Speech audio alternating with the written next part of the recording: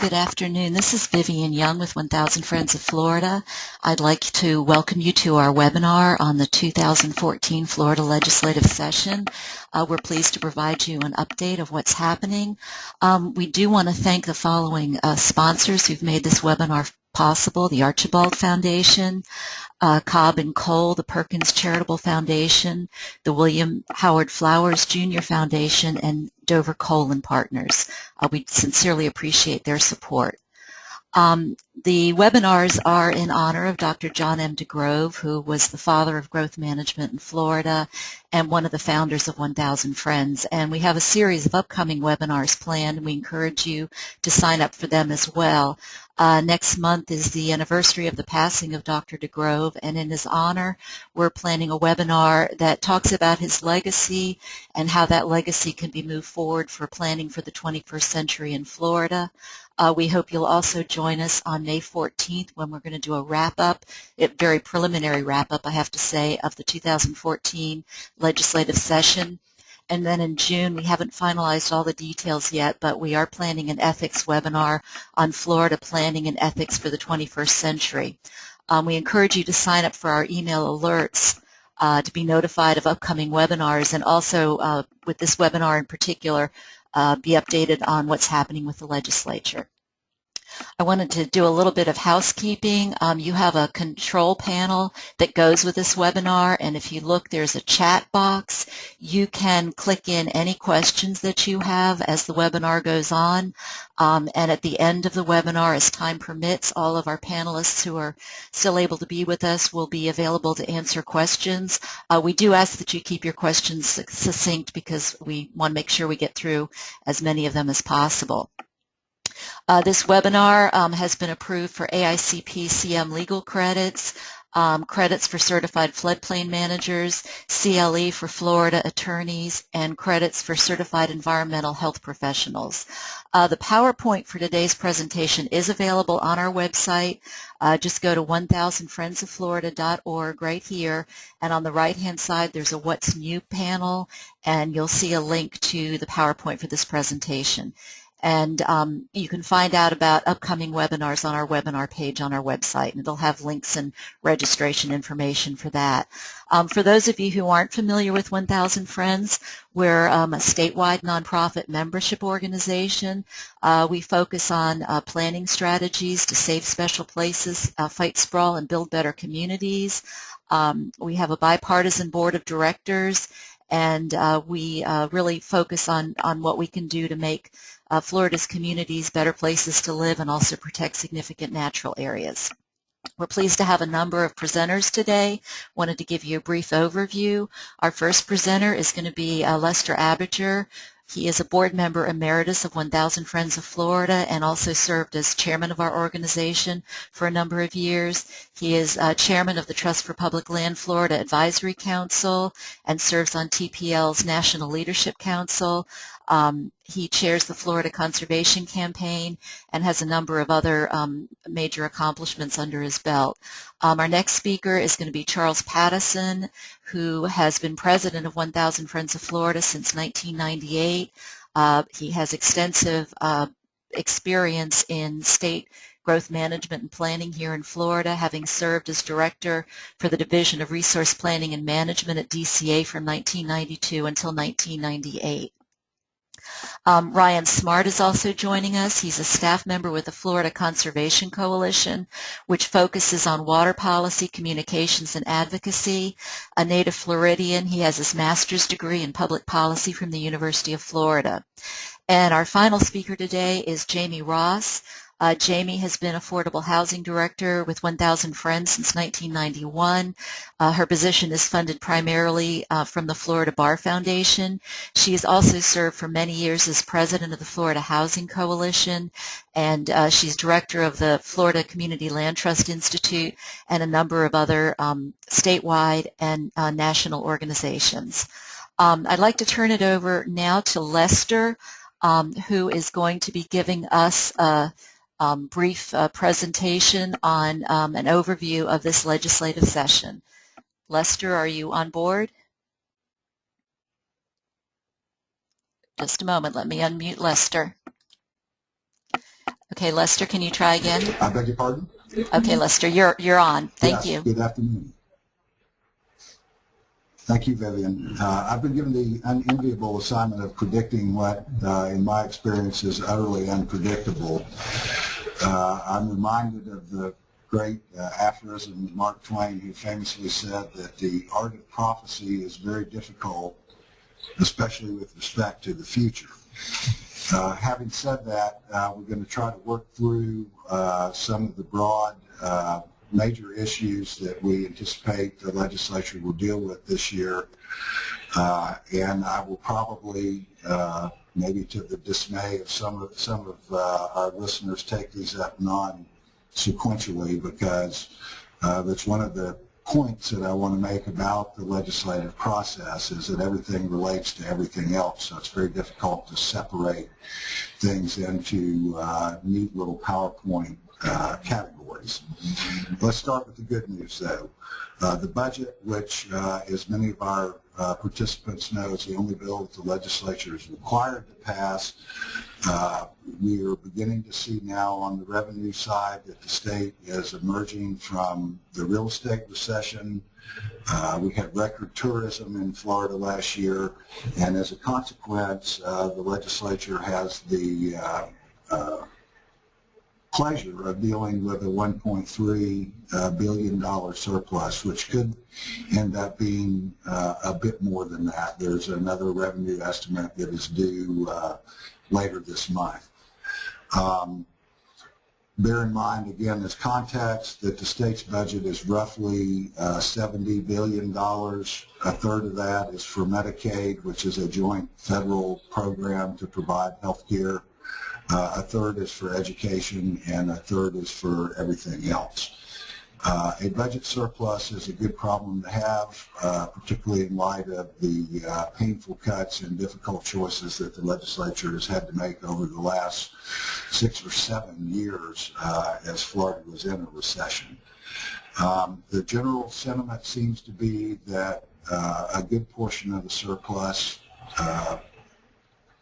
at least according to Governor Scott's budget recommendation, some $500 million will be devoted to tax relief, in large part a reduction in the auto tag fee, which was raised in order to enable the state to balance the budget, its budget in the worst year of the recession.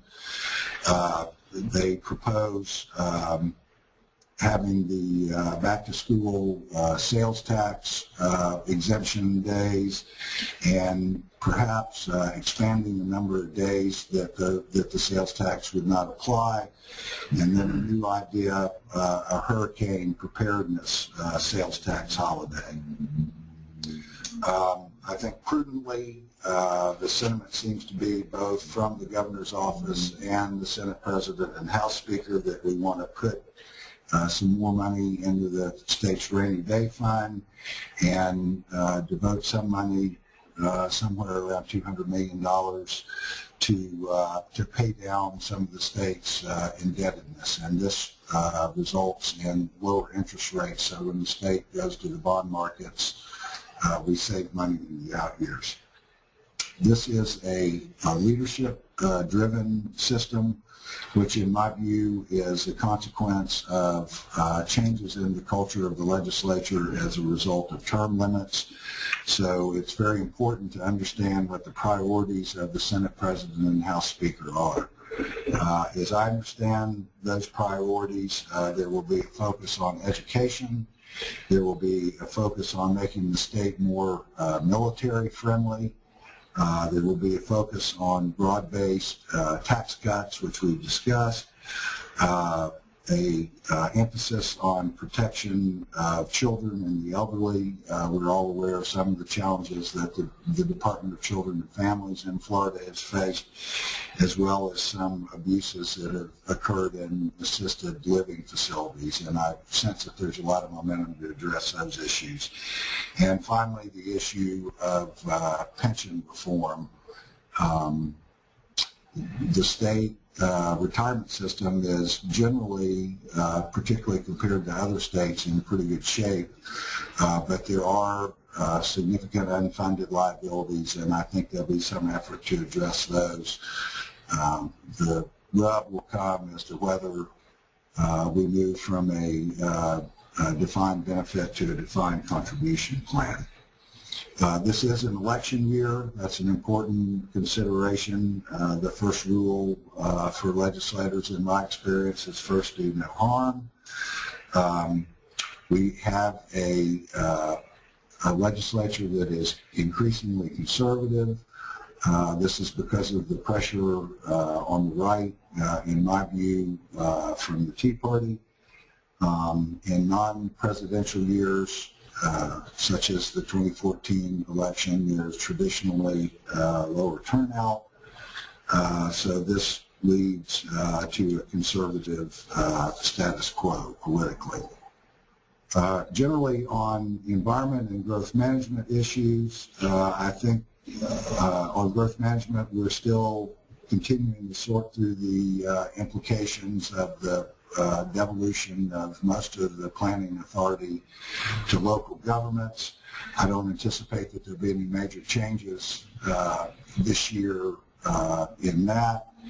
I do see a disturbing trend that we've talked about previously of local governments encountering problems that are really problems that are local in nature. They come to Tallahassee for a solution, and we try to apply a statewide solution to a local problem, and we end up with significant unintended consequences. There is a much stronger commitment, on the other hand, on some of the environmental issues, particularly as relates to the Lake Okeechobee, Indian River Lagoon, and Caloosahatchee River issues. Senator Joe Negron from Stewart is the chairman of the Senate Appropriations Committee. There was a Senate Select Committee that worked over the summer and came up with some recommendations for dealing with the Lake Okeechobee issue that amounted to spending some $220 million, or recommendations to spend that, of which I think the Senate will come in at somewhere around $150 million for those issues during this session. As many of our participants know, Florida has many springs, 38 first magnitude springs, over 1,000 total springs that have been significantly degraded as a result largely of urban sprawl and agriculture runoff in past years, and there's an unusual alliance of senators from North and Central Florida who are strongly committed to some kind of springs protection legislation. Some very good staff work by the Senate committee and the House committee. Recommendations to spend over $350 million to address springs problems, largely through septic tank upgrades, sewer system hookups, and land acquisition. The governor's budget recommended $55 million for springs, and Senator Gates, the Senate president, has said that while he believes that the Senate will address springs issues, the spending will not be at the $350+ million that the group of senators is advocating. These springs issues and some of the major water quality and quantity issues could be deferred until the 2015 session. Senator Gardner, who is the Senate President designate, and Representative Crisafulli, who is the House Speaker designate, have both said that they want to make water policy a focus of their terms as the leaders of their respective bodies. So it remains to be seen to what extent water issues will be addressed. On Florida Forever and land acquisition, the governor has recommended spending $70 million. This is in the context, again, as many of our participants know, of annual spending for 20 years of $300 million, a landmark national model program that was a casualty of the budget crisis that we faced in Florida, in my view. Again, the governor's recommending $70 million. This is up significantly from nothing that he had recommended in the first years of his term. He's also recommending about $20 million for state park improvements, and there is $25 million in the Department of Agriculture and Consumer Services budget for the Rural and Family Lands Program. Another major issue that lurks out there is the proposed Medicaid expansion to take care of, to address the funding available under the Federal Affordable Care Act. Florida is eligible for some $50 billion in funding over the next 10 years that would provide health care for more than 1 million Floridians. So far, the state, through the legislature, has chosen not to take advantage of this federal funding. I see some movement toward maybe a more limited approach to that, but that is a major funding and policy issue that will play out as the session goes along. Vivian has asked me also to talk briefly about how you can be effective in communicating with your legislators. And I think the most important thing to understand is that working with legislators is a relationship business, and it's important to build those relationships long before you have a specific ask. It's also important to remember that the legislators are here in Tallahassee maybe 100, 110 days a year maximum. They are there where you live and where you vote the rest of the time, and that is the best time and the best place to meet with them. You will have much more of their attention, and you will be able to communicate with them more effectively at that level. It's also very, very important as you talk to your legislators to try to localize the impact of the issue you're discussing. For example, if there is a proposed Florida Forever project in your area that you're interested in, to be able to cite that project and the value that it would have to the community, a park, for example, that might be funded under the Florida Communities Trust Program, is a powerful way to make the point about the need for overall funding for Florida Forever. So the old saying, all politics is local, is certainly salient, and so to the extent that you can localize your message to the legislators, I think that's very, very important. As the slide says, certainly a variety of communication methods are available. And I would encourage you to use any or all of those as you work with the legislators. It's also very important to be positive, even if you are frustrated. Get more flies with honey than vinegar, as the old saying goes. So keep your message positive to the extent that you can. With respect to tracking legislation, just a few of our little Tallahassee insider abbreviations that might be useful to you, although I think we're speaking to a fairly sophisticated audience here today. HB is a House bill, and you can see on the PowerPoint there, you can go to the House website, and at the very top of that site, there's a place you can click on for bills, and you type the bill number in, and it will show you the entire history of it. Similarly, Senate bills are SBs, and CS is a committee substitute, which means that the bill carries a bit more significance than a single member bill. The staff of the Thousand Friends do a wonderful job on keeping you updated on a day-to-day, if not hour-to-hour basis here. And if you go to the Thousand Friends website, you can also track bills in that regard. And I will look forward to taking your questions shortly. This is Vivian again. I just wanted to say that there are a number of websites you can also go to for information. We've spoken about 1000 Friends website. The Florida Conservation Coalition also sends out alerts. Audubon, Florida has a website with information on what's happening. American Planning Association, the Florida chapter, and the Sadowski Coalition. So if you've got particular interests in specific bills, that's probably the best way to find out about it. At this point, we'd like to turn it over to Charles Pattison, who is going to be talking about growth management legislation. Charles? Thanks, Vivian. Let's start with one probably most people have heard about, HB 703, Representative Petronas, and the Senate Companion 1464, Simpson.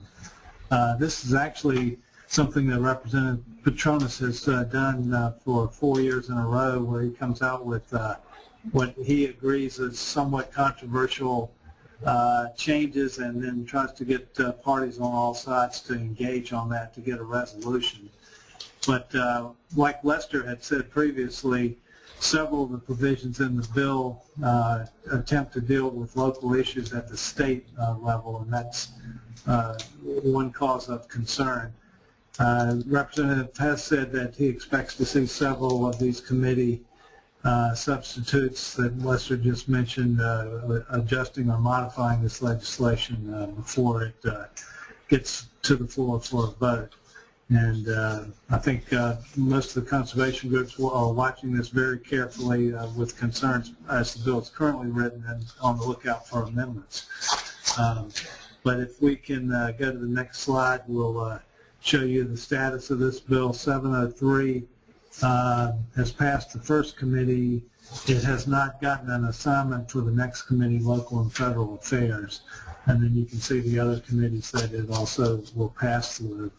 The Senate Companion has been given several committees. One that we left off was Community Affairs, but no dates have been set for that bill to be heard at this point. But let's go to the specifics. This is a bill that Thousand Friends is currently objecting to. We've met with the representative and expect there will be other meetings, but the key issues to us were the following. One is that it would preempt local government authority to have ordinances or modifications to existing plan policies in place that would deal with springs or stormwater or wetland protections as it related to agricultural lands. The date of significance is that July 1, 2003, if these controls were in place, they'd be allowed. If they were after that date, they wouldn't be. This has raised considerable concern about local governments that have either revised or readopted amendments after this date, and possibly done so in conjunction with the evaluation and appraisal report update of the comprehensive plans. It also addresses a issue about local government votes on plan amendments. It would specifically say that a supermajority vote would not be allowed, and that only a majority would be the vehicle of choice throughout Florida. Let's go to the next slide. This first bullet deals with local government not being able to revise a plan amendment for a development approval associated with an agricultural land designation. This again apparently reflects a local issue that's being suggested for a statewide fix. We also see here that developments of regional impacts would be eligible for 30-year consumptive use permits if they're located in rural areas of critical economic concern. Many of you are aware that with the current water situation, the longer the consumptive use permits are granted, the more pressure it puts on that critical resource. A lot of concern about whether that's an appropriate idea to extend for that period of time, these permits. And another water-related issue is the sector plans and DRI master plans would be exempted from Chapter 373 analysis associated with consumptive use permits, and that the water needs that these communities have would be mandatorily included in the regional water supply plans. One of the issues associated with that is that the regional water supply plans typically have a 20-year planning horizon, and the DRIs and sector plans would have something substantially longer than that. Let's go to the next slide. I'm going to let Ryan Smart jump in real quickly here. There's an overlap with planning and environmental provisions, and let him talk about the water provisions in particular. Thanks, Charles. I just want to talk about a couple issues. One of the parts of the bill allows the water management districts and Department of Environmental Protection to grant consumptive use permits for up to 50 years for landowners who make land available for water storage projects. And it also allows for staggered project start dates. So theoretically, you could end up with a 99-year consumptive use permit. There's a couple issues with this. I think everyone agrees that water storage is a good idea, but it's a major policy decision to say that the incentive for that should be these extremely long consumptive use permits, especially when we're at a time when we have the Central Florida Water Initiative saying we don't have enough water by 2035 and there's water shortages throughout the state. It just isn't smart planning. And then it also moves towards water privatization in some ways because there is no requirements on what these landowners can do with that water once it's stored. Another issue with water in the bill is a moderating provision to state laws that it's a provision that allows moderating provisions to state laws concerning wastewater discharges. Right now, there's no variances allowed for wastewater discharges in the state of Florida, and this just adds language saying that there could be moderating provisions, and it's not 100% clear what exactly that would look like, but it's definitely something to keep an eye on. Thanks, Ryan. I'm going to shift over to another bill now. HB 947, Representative Ray, and SB 1070, Senator Simpson, dealing with fuel terminals.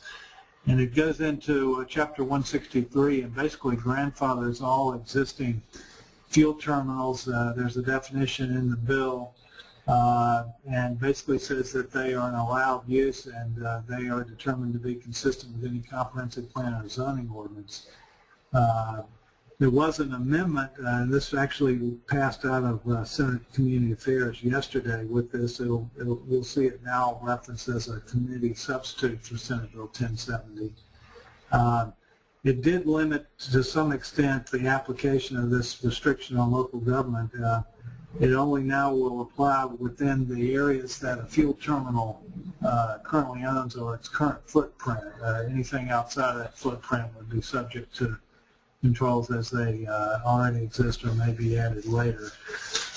It's still got one more committee stop in the Senate, and I'm not sure where the House bill is yet, but this one bears following. There it is. You can see the assignments for the House have not yet been scheduled, and like I said previously, just one more stop in the Senate. Let's look at House Bill 189, Representative Boyd, and Senate Bill 374, Dieter. This actually passed yesterday as well out of Senate Community Affairs. It's the either third or fourth year in a row where there's been an attempt to pass a glitch bill that would recognize the land use referendums that have been in place previously. Many of you remember there was a growth management change that prohibited land use referendums in Florida for plan amendment considerations, and at the time there were several communities that already had such provisions.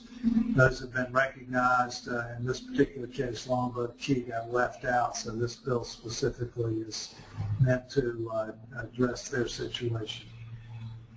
Let's go to the next one, 315, Representative Stark, and 376, Senate Soto. This is a bill that would require local land development regulations to deal with sinkhole testing.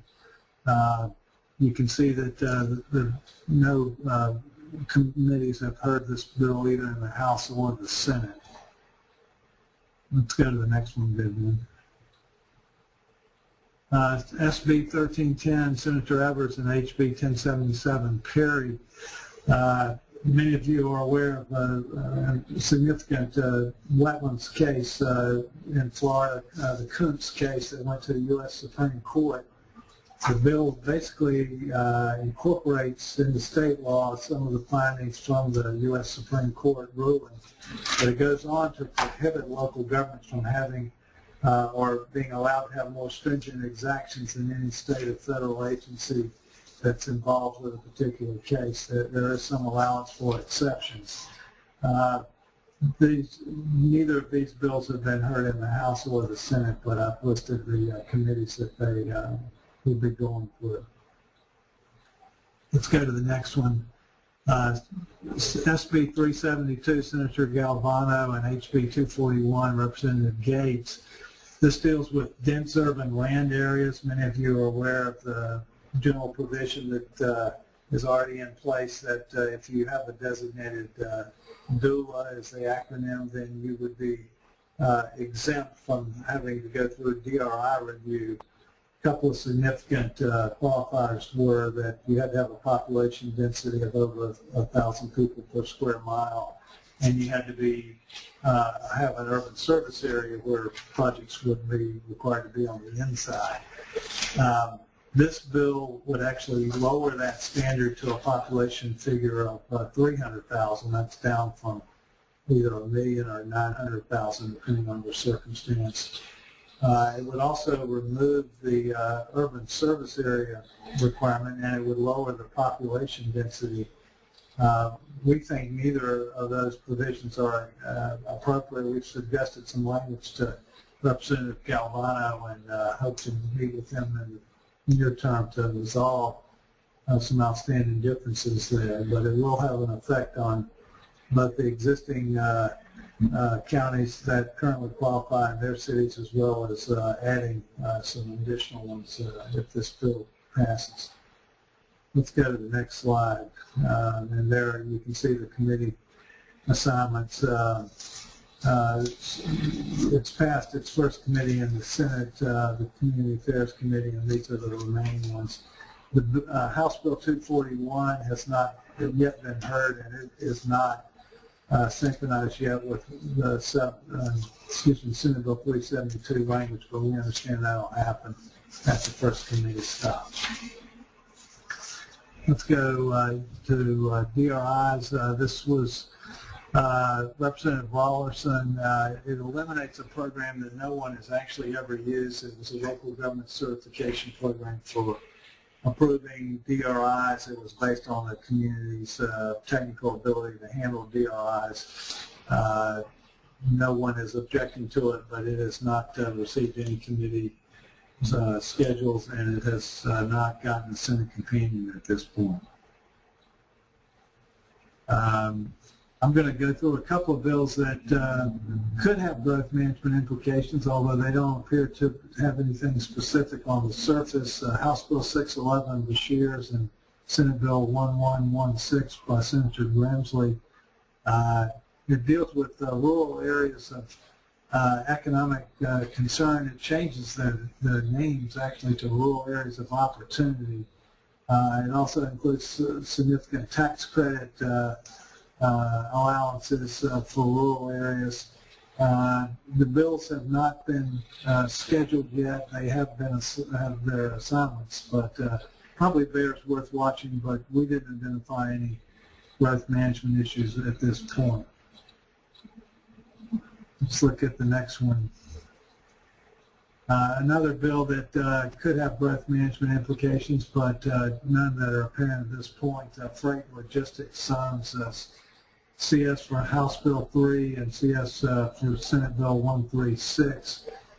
Basically sets up a process that requires a strategic plan for communities that wish to qualify their projects for priority state funding. It looks like it's linked to the newer intermodal logistics centers that several local governments have put in place. I've listed the committee assignments, none of which have been heard at this point. Next slide, another economic development related bill. The first section in House Bill 7023 actually deals with something that was came up in a bill last year that didn't pass. This would be the limitation on local government transportation impact fees or proportionate share fees for a 3-year period for any commercial building that's 6,000 square feet or less.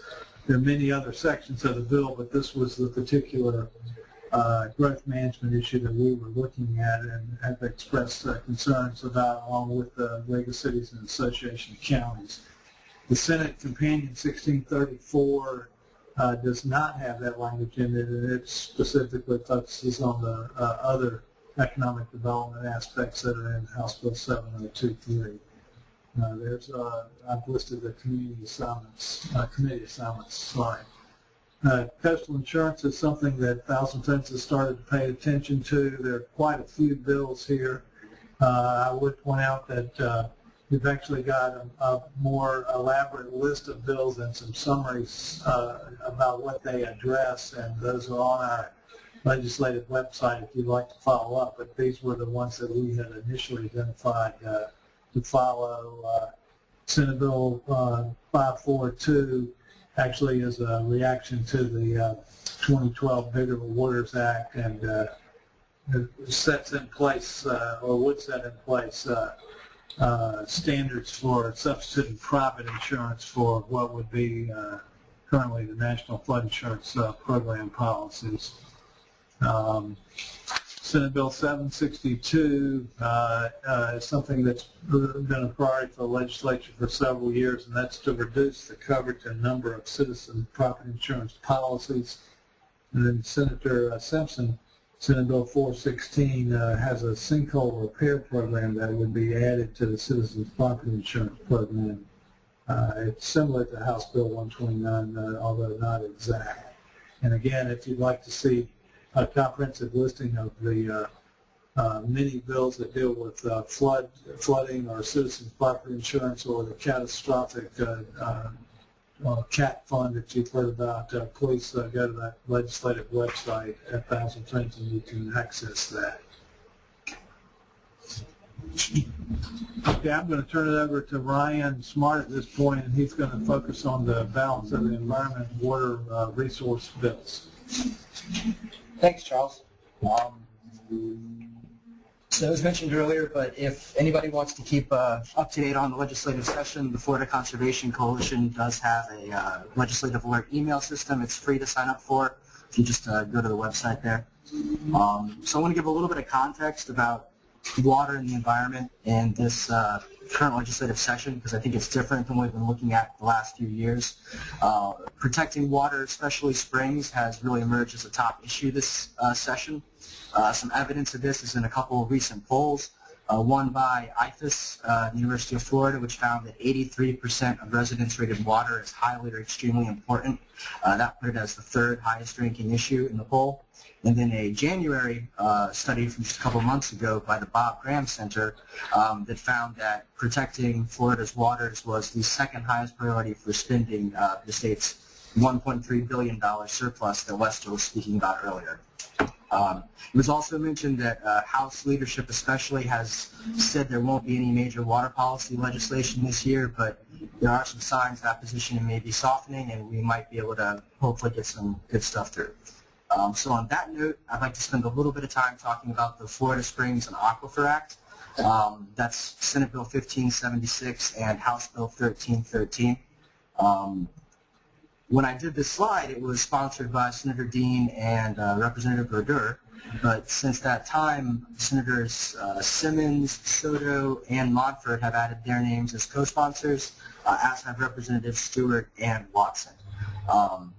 So it's definitely picking up some traction. A lot of groups from environmental organizations, industry groups, agricultural groups, local governments have been working on this bill for well over 6 months. It's gone through a lot of drafts. The final version was significantly different than all of the previous drafts we had seen. However, we believe there will be a strike-all amendment coming out today before it goes to the Environmental Preservation and Conservation Committee tomorrow in the Senate. So I'm going to get you up to date on where the bill is as of right now, but in a few hours it may have changed. After Environmental Preservation and Conservation, it's going to go to Agriculture, which is Senator Mofford's committee, and then Appropriations. And this morning the bill did receive House assignments. It's going to Agriculture and Natural Resources, Agriculture and Natural Resources Appropriations, and State Affairs. So, next slide. So quickly, the bill establishes 38 outstanding Florida springs, which is basically all the first magnitude springs in Florida plus 5 other significant springs. It has a couple major regulatory changes. One of those is changing the standard for minimum flow and water levels just for those outstanding Florida springs from significantly harmful to harmful. That's thought to be a much more protective standard.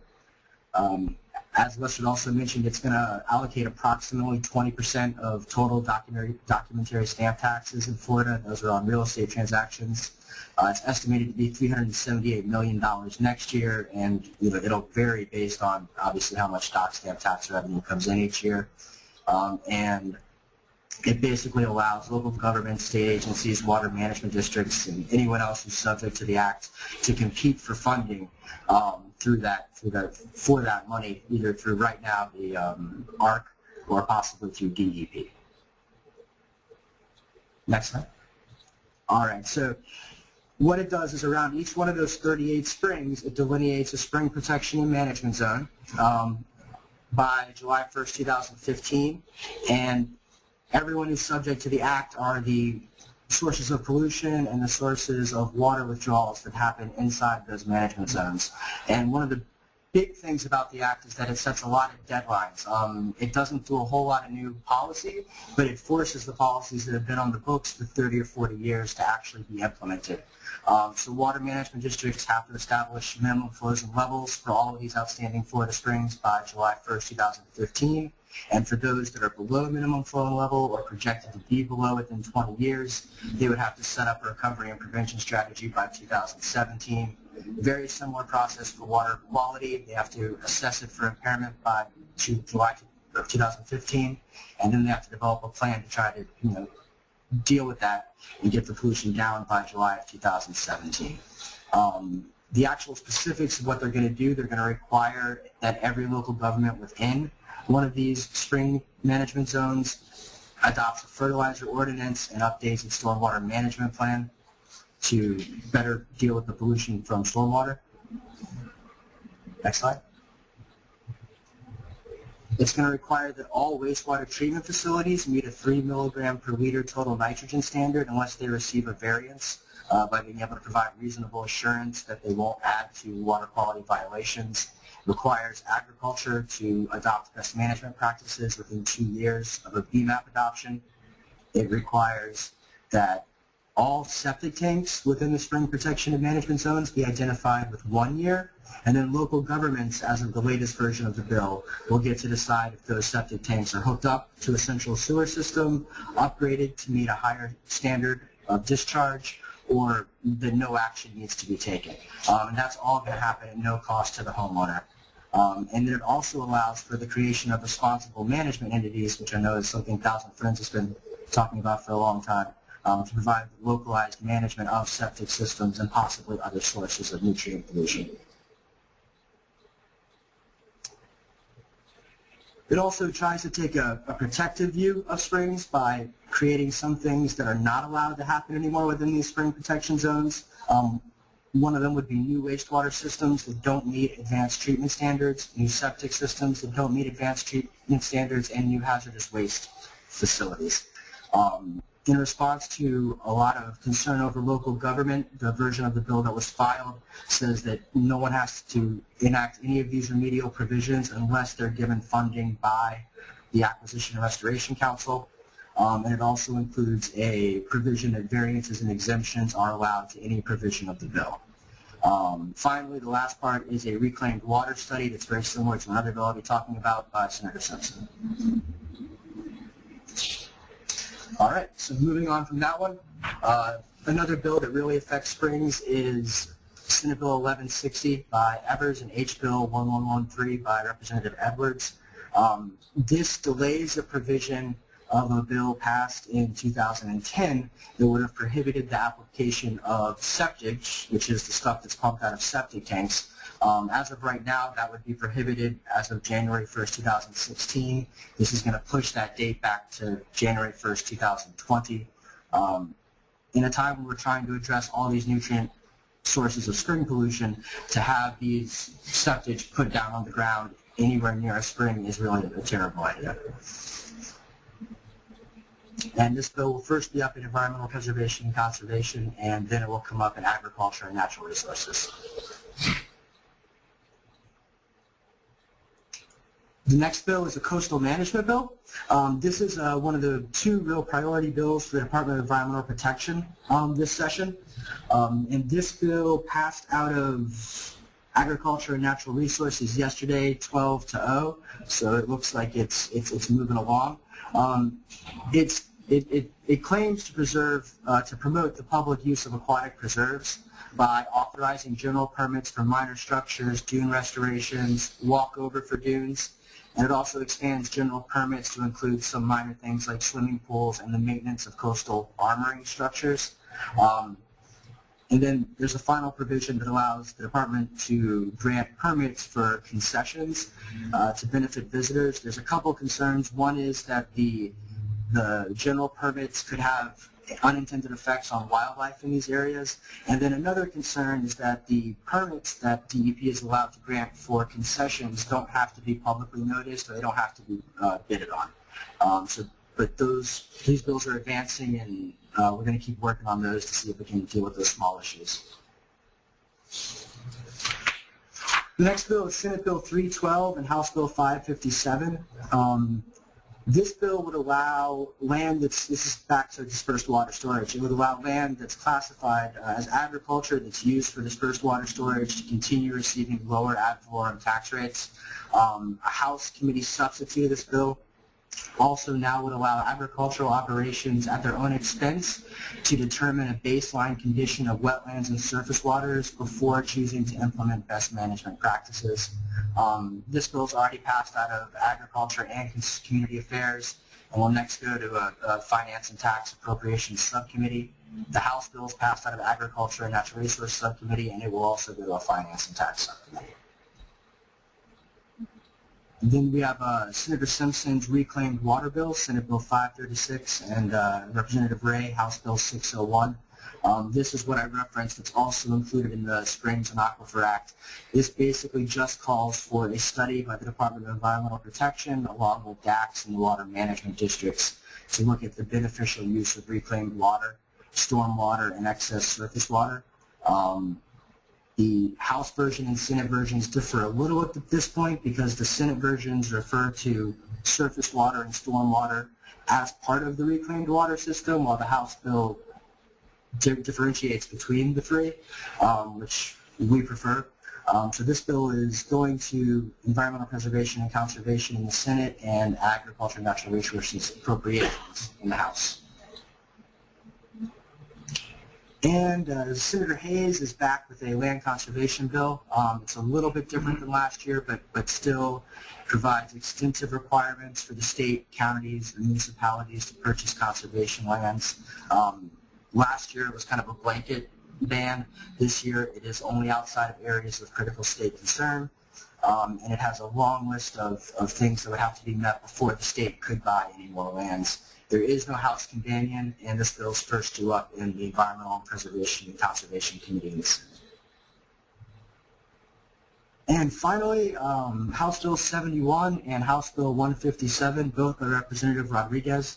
These deal with fracturing and the chemicals used for hydraulic fracturing, and they are linked bills. So House Bill 71 tells the Department of Environmental Protection to establish an online chemical registry for all the chemicals used in the hydraulic fracturing process. Unlike last year's bill, this year's prohibits the disclosure of the concentration of the chemicals used. There's no Senate companion for either one of these. The House Bill 157, which is linked to it, however, provides an exemption from public records requirements for anything classified as trade secrets. And that's a major concern among these two bills. Because House Bill 157 does call for an exemption from public records requirements, it would require a 2/3 vote in the House and Senate for final passage. And that's all I have, and I'll be here for questions later. Hello everyone, I'm Jamie Ross. I'm the Affordable Housing Director at 1000 Friends of Florida, and we're really going to be switching gears here because, first of all, I'm not going to be talking about environmental issues, which we've been hearing a lot about, and I'm also not going to be talking about a lot of bills because we don't have a lot of bills in the area of affordable housing.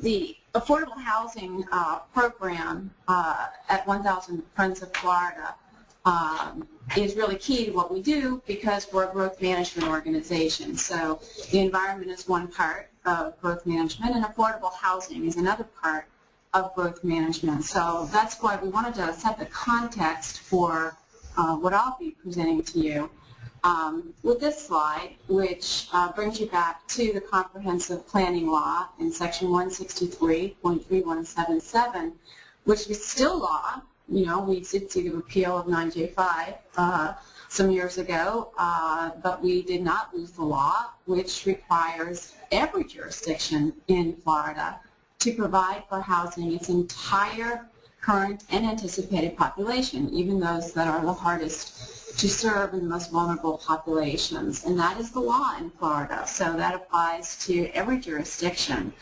And what happened when I joined 1000 Friends of Florida back in 1991, and I started as the first lawyer here to be running the affordable housing program, what I found was we were at that time reviewing comprehensive plans of local governments and found that local governments were having trouble or felt that this was an unfunded mandate, that the state was requiring them to house their entire current and anticipated population, but they didn't have the money to do that. And actually, I'd like to, so one of the first things I did was set about getting money to help local governments to implement their comprehensive plans, but I'd like to make the point before we go to that, that there are many ways in which local governments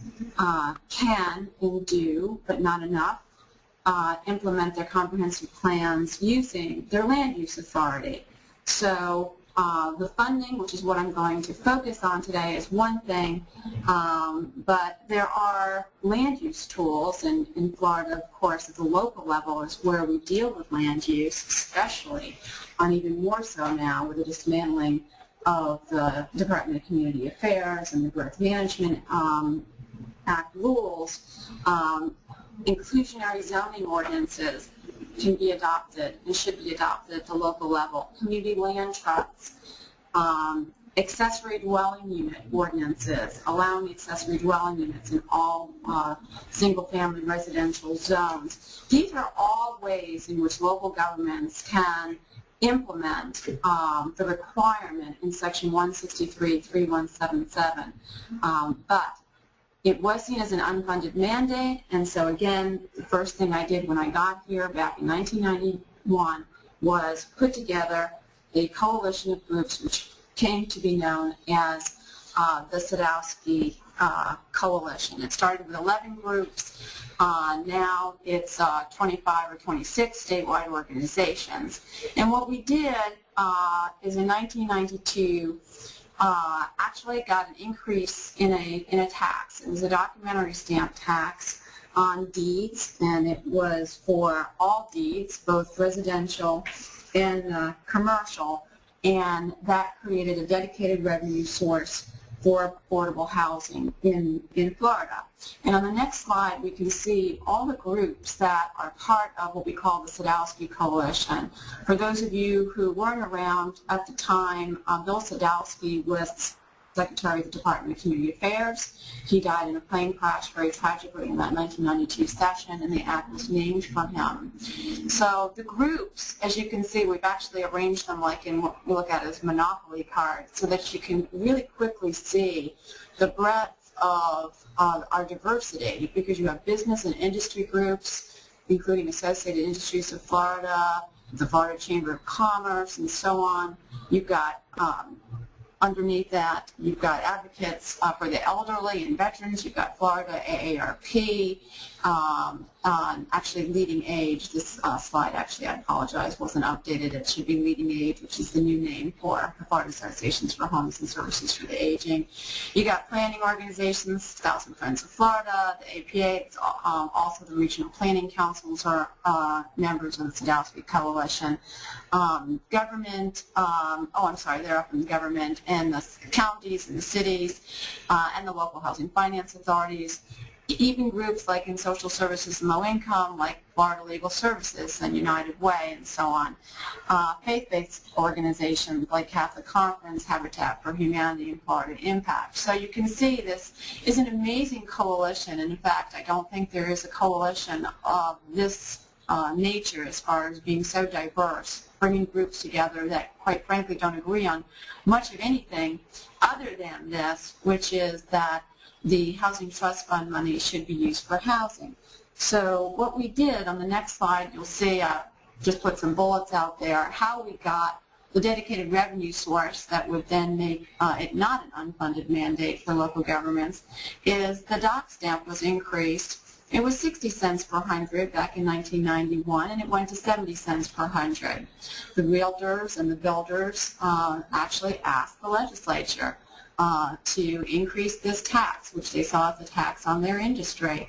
But they supported it because the monies were going to be dedicated for their industry, for housing. So those monies are collected at the local level, and they are automatically, by statute, directed into the state and local housing trust funds. The majority of the money, the vast amount, 70% of the funds collected from that dock stamp increase, they go to the local level. They go to the 67 counties, and they go to the Florida's entitlement cities, the ones that get their CDBG and federal monies directly. Those communities get 70% of the money that's collected from that increase in the documentary stamp tax. Much smaller proportion, 30% of the funds, stays with the state and is administered through the Florida Housing Finance Corporation for programs that it has, such as the State Apartment Incentive Loan Program, you see as SAIL. And going back to the local government program, you know that as the SHIP program, which stands for the State Housing Initiatives Partnership Program, but everybody knows that as SHIP. And so on the next slide, we talk about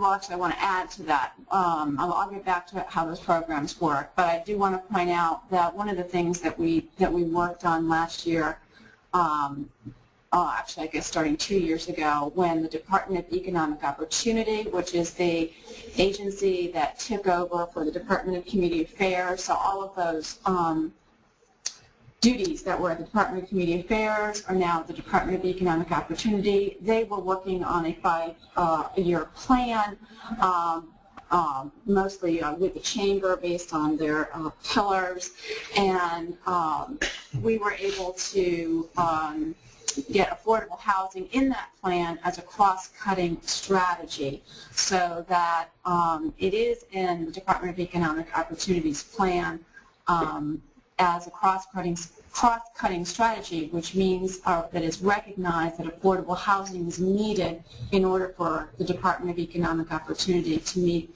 all of its other goals. This year, and this is where we're getting to, okay, legislatively what we're doing.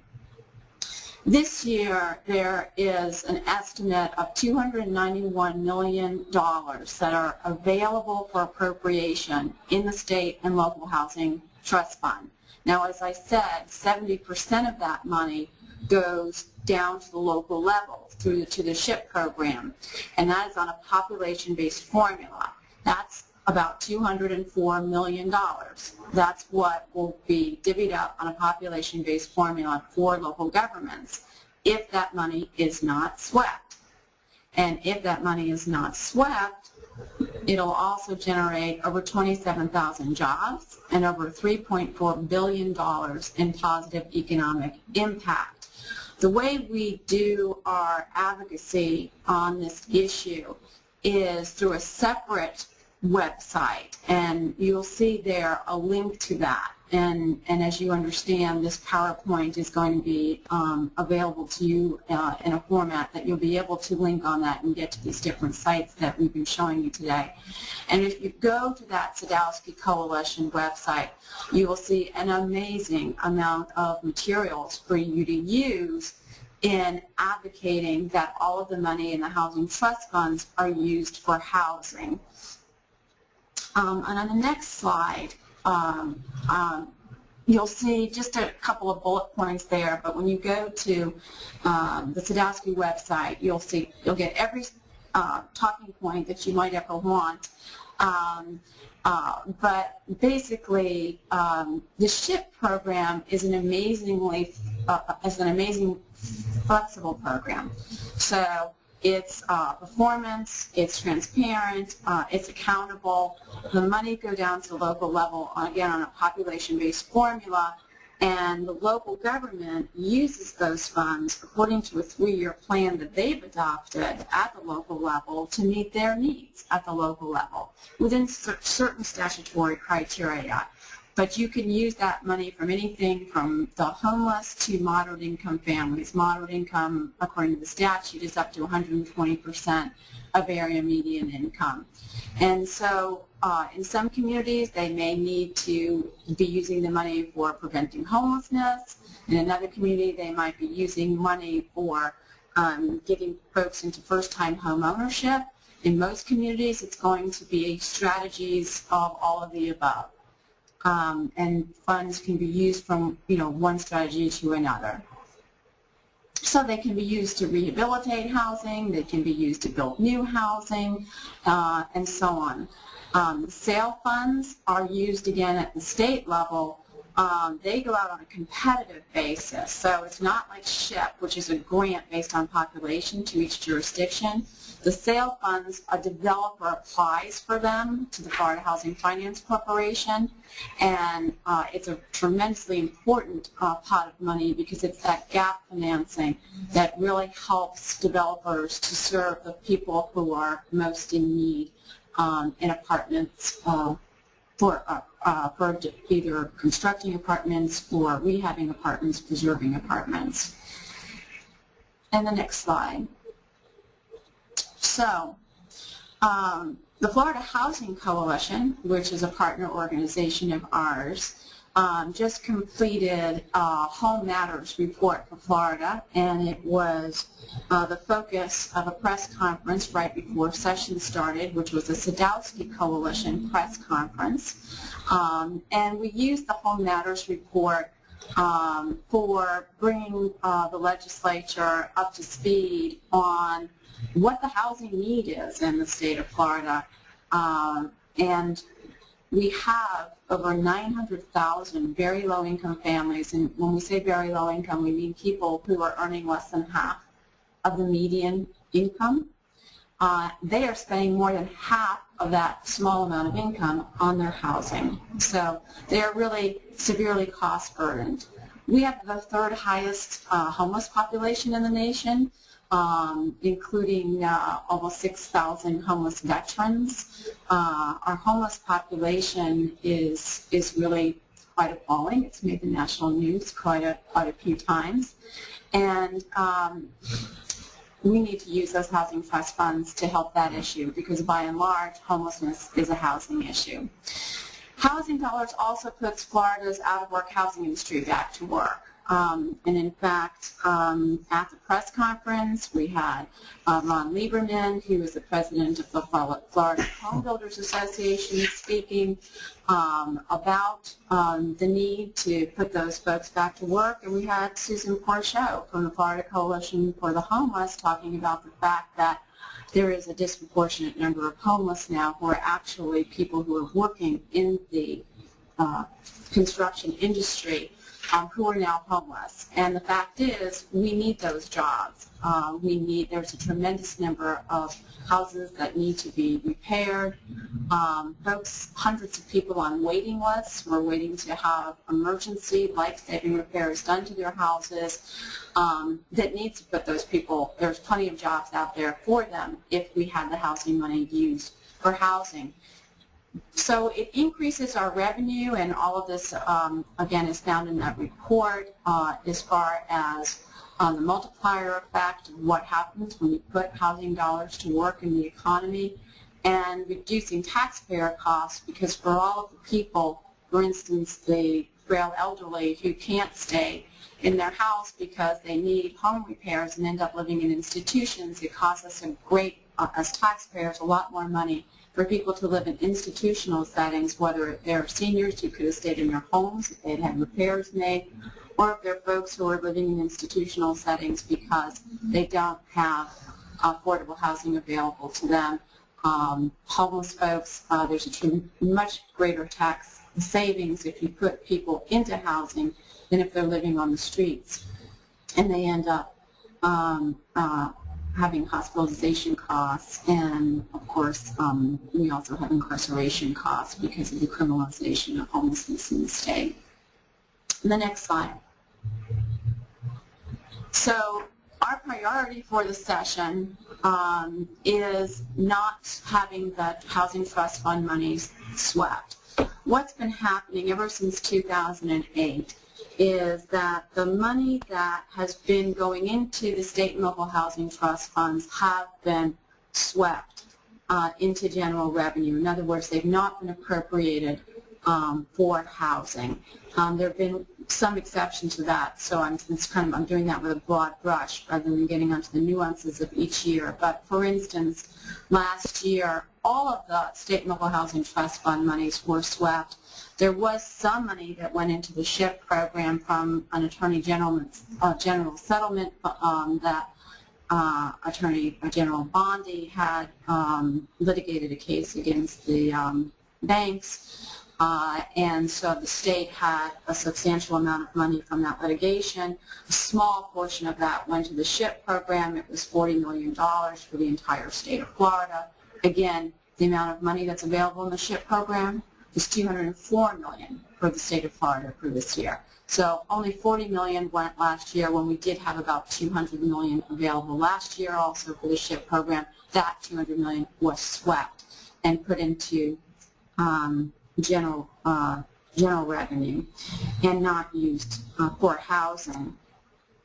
And so we went through a number of these years where we didn't like it. We thought it was a mistake. It was unwise for the legislatures to sweep the Housing Trust Fund money because, in fact, using housing money for housing is the best thing you can do for the economy. But we understood it because the legislature wasn't going to raise taxes. They needed to have a balanced budget, as Lester said at the beginning of the presentation. There's a constitutional requirement that they pass one bill during every legislative session. That's the budget bill. And so there was a deficit for many years with the recession in Florida, and so the Housing Trust Fund money was used to fill that hole. Well, what about this year? We started off this presentation saying there's a $1.3 billion surplus, not a deficit, and it looks like the revenue estimates that are going to come out this month are going to show us that we actually have even more surplus than that. So this is the year of no excuses. This is the year that there is no justification for not using the Housing Trust Fund money for housing because we have a crisis in affordable housing. We have a tremendous need for the affordable housing dollars to go out throughout the state, and we have a surplus. The only way we don't have a surplus is if the governor and the legislature creates a deficit. by rolling back taxes and all the other ideas that have come about that eat up that surplus. This money, the housing money, is not GR. It is a dedicated revenue source. It is in a trust fund. So it should be treated different from other monies that are GR monies. So that is our priority for the 2014 session, is that all of the money in the housing trust funds are used for housing. The next couple of slides are I'm sorry. At the end of this presentation, there are slides that get back to a lot of media that's come out of that. There are, however, some other bills that I'm going to cover. And this one, Senate Bill 1090, and has a companion of 979. They're identical bills. Is the creation of a dedicated revenue source specifically for homeless. I mentioned that the SHIP money and the SAIL money are used to help the homeless. So I don't want to give you the impression that the other monies don't help the homeless, but the Department of Children and Families has its own programs that monies go out to the 28 continuums of care throughout the state of Florida to serve their catchment areas, specifically for the homeless. And they generally get funded out of general revenue over the last several years without a dedicated revenue source. What we've done this year is carved out of the local government trust fund, or we will call the SHIP program, a dedicated revenue source for funding the Department of Children and Families programs for the homeless. And the way the bill reads is it's 4% of the local government trust fund, or the SHIP monies, that go to the Florida Housing Finance Corporation, because the way SHIP works is all the money that's in the trust funds gets appropriated, if it's done properly, to the Florida Housing Finance Corporation, and then the FHFC in turn distributes that SHIP money out on that population-based formula. What would happen this year is, if Senate Bill 1090 passes, is 4% of that money, and I mentioned that was $204 million. So 4% of that, approximately $8 million, would go to the Department of Children and Family. And actually, technically, 95% of it goes to the Department of Children and Family. 5% of it stays with the Department of Economic Opportunity for training and technical assistance to those who receive the other funding. So this bill is another reason why it's very important for all of the money in the local government trust fund, all the SHIP money, to be appropriated for that program, because the more money that goes for SHIP, the more money goes for the homeless. It's a percentage, 4%.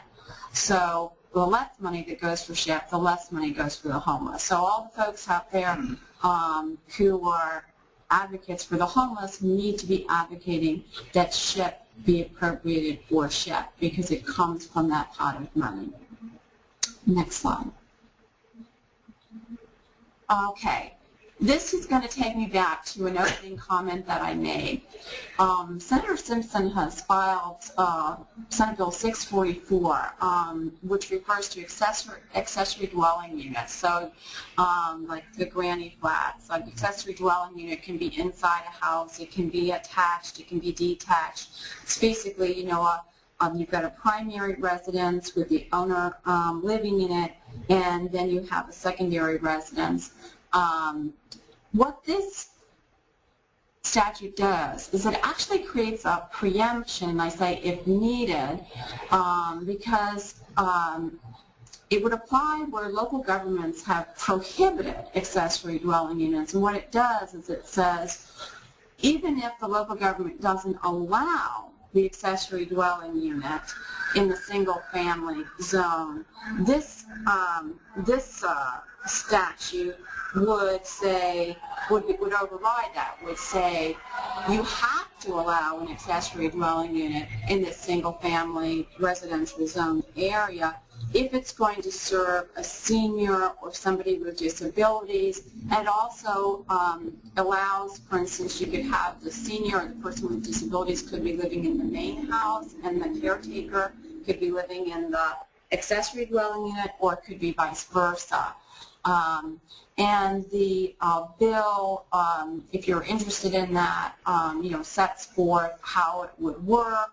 Affidavits have to be signed, that these are eligible people who are using the property, in other words, seniors or persons with disabilities. There are penalties that are paid if that's falsified, and so on. And I guess the point I would like to make about this is that it's sad that we need to have a statute like this, because local governments, I know a lot of you folks on the line are working for local governments, shouldn't be prohibiting accessory dwelling units on single-family residential areas. And I think sometimes it's done just because attention hasn't been paid to that. It wasn't like you specifically set out to prohibit them, but when you have your zoning such that you don't specifically allow for an accessory dwelling unit in a single-family residentially zoned area, it's prohibited because it's considered multifamily, because it's two residential structures in an area that only allows one per lot. So that's what's going on with that. The next slide. This is the community contribution tax credit, which specifically is used mostly by Habitat for Humanity. All this bill does, there's a little bit of cleanup in the bill, but really it just extends the community contribution tax credit, which would otherwise expire in 2015, to 2025. What the community contribution tax credit does is it gives it gives a 50% tax credit against sales and use taxes when corporations make donations to nonprofits that have been approved for the community contribution tax credit, and are going to use the donations to help homeowners to get who are very low or low income to become homeowners. So this bill just extends that to 2025. Next slide.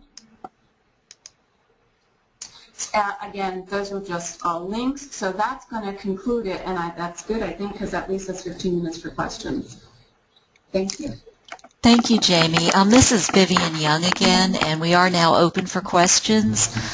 Just as a review, you have a chat box on your screen, and you can enter any questions in there, and we will do our best to get to them. We are going to start off with a couple of housekeeping questions. Several people have asked about the availability of the PowerPoint. If you go to 1000friendsofflorida.org, there's a scrolling What's New column on the right-hand side, and you'll find a link to this webinar, which includes a link to the actual PowerPoint. We also had a question about what bills we're supporting and opposing, and I wanted to start out by saying that it is very early in the session, so it's probably premature. The two bills that 1000 Friends is concerned about and opposing as written are House Bill 703 by Petronas and also Senate Bill 372, and that's written in red on those slides. But Charles, I wondered if you wanted to talk a little bit about the process and when we start actually coming out for and against bills more strongly. Well, what we try to do is look at the bill as written, and usually most representatives and senators are willing to at least consider, adjustments if groups have problems. So, like you said, it's still pretty early. We don't know for sure whether we can get amendments or other groups that might do the same thing that might make the bills better or worse. So we try not to come out too early with things that we oppose, but the two that you've already mentioned are the ones that we can point to at the current time as the most problematic. We have several questions on House Bill 703 for Charles and Ryan. How do we get a seat at the table on 703 without endorsing a bill that appears to have no provisions that are worth supporting? So I guess how can we get involved in that bill? And the second question related to it is, how can House Bill 703 be reconciled with the Florida Springs and Aquifer Act, because they both seem to be at cross purposes with each other? I guess maybe the first part is how do we get engaged on this bill? Well, I think, the person's asking an excellent question because that's come up before is, do you kind of compromise your position by agreeing to sit and talk about bills that you've already identified as problematic? I think you can only, take advantage of any effort that is out there to, modify a bill. I think the dilemma is if you're sitting at the table and talking, are you, or is it the impression that you're endorsing the bill? I think rather quickly we're going to be looking at whether or not the bills that we've already mentioned are salvageable. And if not, I think, we would just work to oppose the bill in its entirety. I think that's, going to be a problem. And the other challenge for all of us is always to find or follow pieces of the bill that may get amended into other legislation. A favorite tactic, unfortunately, in the past and continues to be to put a bill that generally has good support and attach an amendment that would be problematic, and then you're caught trying to decide whether you endorse a good bill with some what could be poison pills attached to it. And I guess the second part was the reconciling 703 with the Springs Act. Ryan, did you want to talk about that topic? I don't know if they can be reconciled. I think that there's a lot of good provisions in the Springs Act that would do a lot to restore and protect our springs, and in many ways 703 is moving in the opposite direction. So I don't know about reconciling these. I have to deal with them as individual pieces of legislation, and support the good ones and work to stop the bad ones. Okay. Charles, did you have anything to add on that? No, I think what Ryan said is what we've got to do. I think on the springs, there is general interest in protecting the springs, and it's clear to us that there are provisions in 703 that would contradict that. So, trying to reconcile those pretty obvious conflicts is going to be a real challenge. I don't know if it's going to be possible, but I know the springs bill itself is intended to add protections to local governments or with state assistance to improve the condition of these water bodies. And to the extent that 703 is going in the other direction, I think that's not going to be something that most of the groups can endorse. Okay, thank you. There is a request, Ryan, that the FCC post on its website the Strike Everything amendment that's coming out. Is that something you all can do, or we can certainly post it on our website as well? But I wanted to make you aware there was a request that be done. Not a problem. Okay. There's a question about the Hayes Bill on land conservation. Are the requirements so onerous that they would effectively impede local governments from using the funds identified by Amendment 1, even when those local governments are putting up matching funds? In other words, would it make it a lot more onerous to use the funds approved in Amendment 1? And this, I guess, would be for Ryan. Sure. I don't know if it would fully impede, but it certainly makes it more difficult. Just a quick overview of the provisions that actually it requires the bill before any land can be purchased outside an area of state critical concern. There's an inventory conducted in the last 12 months of all property owned for conservation purpose. That sufficient funds are approved in the county's annual budget for the restoration and maintenance of those properties. A description of the current use of existing properties and an analysis of proposed future uses of all existing properties, and an analysis by the county describing the annual cost of restoration and maintenance of the proposed land purchase, and that sufficient funds are available to restore and maintain the lands. It does have an exemption if the individual land purchase is approved by referendum. I think when you look at the state surplus land effort that just got canceled by the Department of Environmental Protection, I think it showed that the state of Florida has done a wonderful job historically of identifying and purchasing land for conservation, which just makes you question why a bill like this is even necessary. Okay, thank you. Charles, there's a question for you.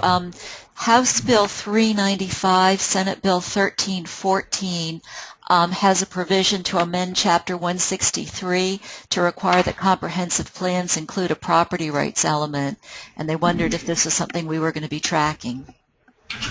It is something we're tracking. Of course, I'd point out that there's no prohibition currently for a local government to do private property rights element or any other kind of element.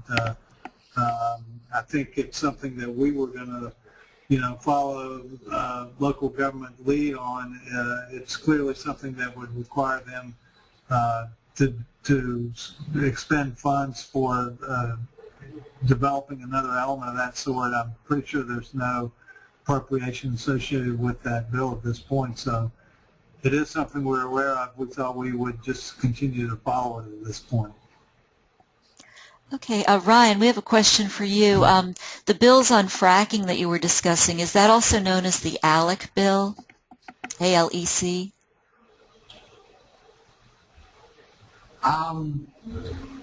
I know that ALEC has proposed fracking language in other states. I don't know that this language is identical to that language. It may be, but I don't know that it is. Okay. Jamie, there's a question. Can SHIP funds be used for communal homeless shelters?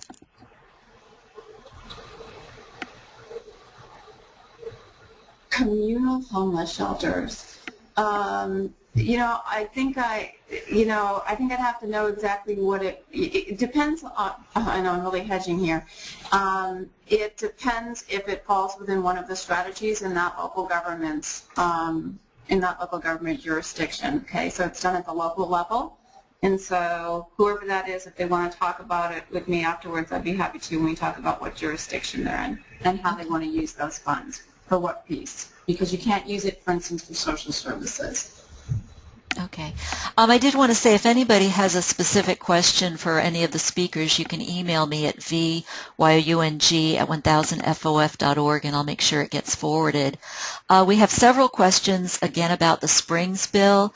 How would the Springs Protection Act legislation be affected by the extremely long CUPs envisioned in other legislation?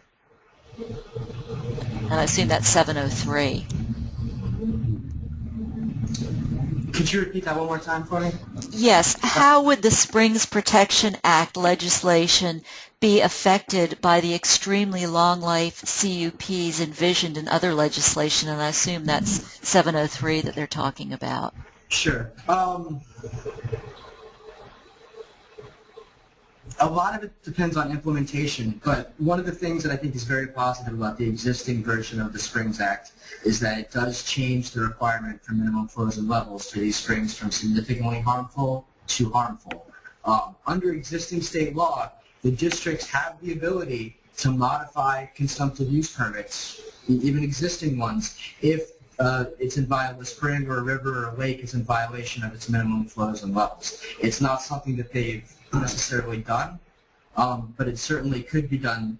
But the problem is once you go ahead and allocate that water out for that long of a period of a time, it makes it much more difficult to get that water back. And the whole system is really based on putting water to the best uses. And when you put it out for 50 or 99 years, you just can't look that far into the future and plan what other water needs there might be either for the environment or for other consumptive uses. Vivian, this is Charles. I think I'm right in getting Ryan to confirm this. I believe an earlier version of the Springs bill had a limitation on the ability to issue the consumptive use permit if the minimum flows and levels had not been established for the spring. Is that in the current version? Or? That's not. In all of the earlier versions, the word moratorium wasn't in the bill, but in effect, until the minimum flow and level was set by the districts, you would not be able to issue any consumptive use permits that reduce the flow of an outstanding Florida spring, which would more or less act as a moratorium. That's some very good language that I think we're hoping to get back into the bill if possible. Okay, we have another question about funding for the Florida Spring Bill. Is the Florida Springs Bill seeking dock stamp funds to address the funding needed to protect springs? And if so, is that in conflict with the affordable housing dock stamps? It is definitely seeking dock stamp revenue. I mean, that's where the funding would come from as the bill is currently drafted. It would only, in my opinion, it would only conflict if the legislature made it conflict. Okay. We have a question about the Kuntz decision.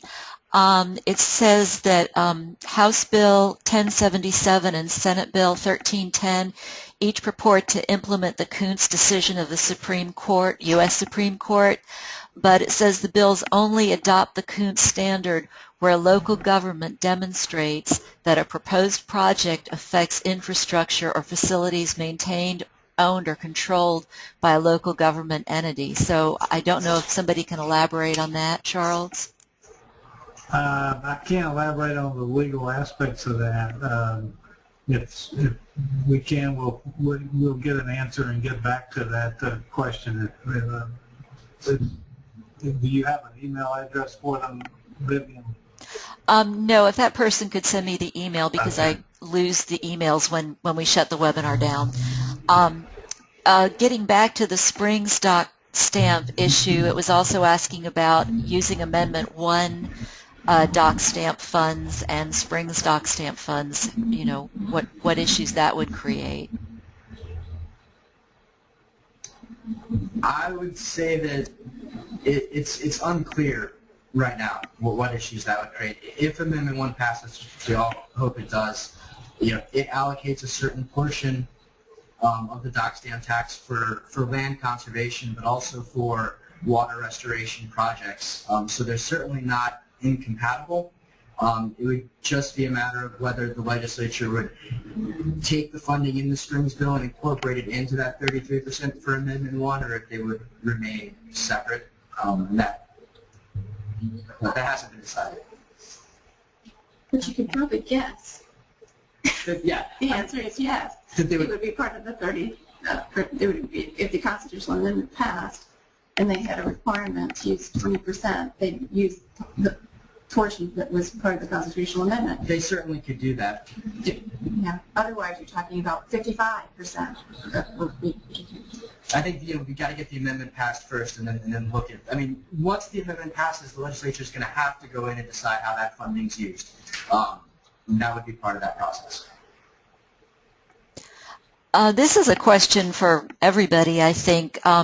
What about, is more legislation needed to prevent trust funds from being swept? And I guess my own add-on, is that likely to happen, that such legislation would pass? And I guess actually they're talking about an amendment and not legislation. So I guess they're asking, should there be an amendment to make sure that trust funds are used for what they're intended? So that's really what Amendment 1 was all about, and we haven't done the same thing for housing. It is a really sad state of affairs that trust funds are not being respected. There is right now, and I think, again, this gets back to Lester's introduction about the culture of the legislature. They're by and large, not everybody in the legislature, certainly not. In fact, Senator Montfort spoke at our press conference and was very strong that all the trust fund monies need to be used as trust funds. And we see that, and it's both Democrats and Republicans. As individuals, you speak with legislators all the time and say, this is crazy. It's a trust fund. A trust fund should be used for trust fund purposes. This is not a partisan issue, but as Lester said, with the culture that we have, leadership driven, you get a few people who really just don't feel that way and feel that all the money should be in general revenue. They don't care what happened in 1992 when a different legislature, which seems ancient to them now, created a trust fund, and they don't respect it, and they'd rather not have a trust fund, because when you have a trust fund, that means less people need to lobby you for stuff, right?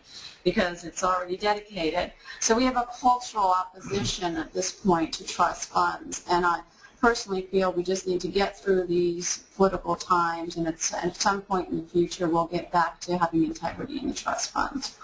This is Charles. I'd agree with everything Jamie just said. I think part of it, too, was not understanding the historical context for those trust funds and how they were set up and what arrangements were made for the distribution of funding. To some extent, I think you've got to attribute that to the term amendments that we now don't have people in most cases that have a long history in the legislature that would have been around or even understood when those agreements were made. So I think, like Jamie said, that a lot of the current leadership doesn't feel obligated to follow through with any of that. And we have a lot of legislators, the younger ones, or who haven't been here that long, rather, who have never seen the housing trust funds used for housing. Okay. I mean, what a concept. Yeah. But Well, it will change. Well, that's kind of a sad note to end on, but I want to thank all of the speakers who did such an outstanding job today. And for those of you in the audience, we will be holding a legislative wrap-up webinar on May 14th. It is posted on our website. You can register for it now. We also have another webinar on April 9th talking about Dr. John M. DeGrove's legacy and how that can be used to promote better planning in Florida for the 21st century. So thank you, everybody, for signing up and participating, and thank you to our speakers, and we look forward to you coming for our next webinar. Thank you very much.